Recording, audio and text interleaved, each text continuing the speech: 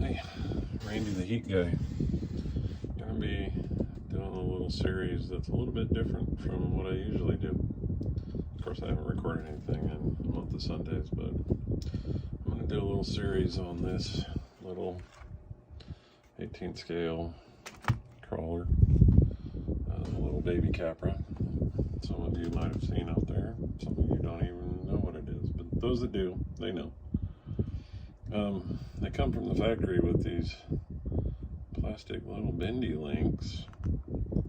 You can see right here.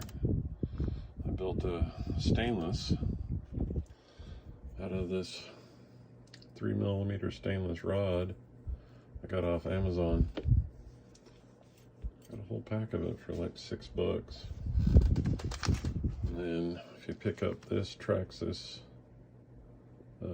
part number at your local hobby shop, the ends are perfect size for 3mm. Chief complaint on the Traxxas ones versus the axial ones is you get a little bit more up-down swap.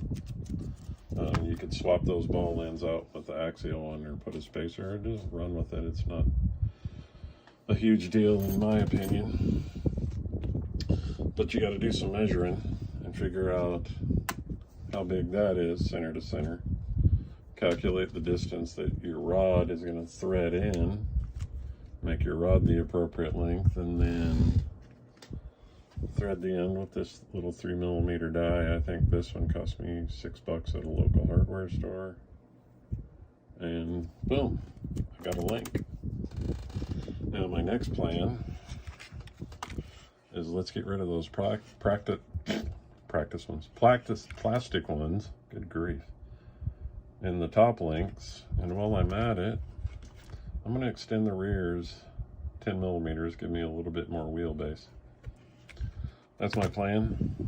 Tonight I'm just going to work on cutting these to length, and then tomorrow I'll chuck this in a die or a vise to hold it still and use my drill to thread the rod in and back.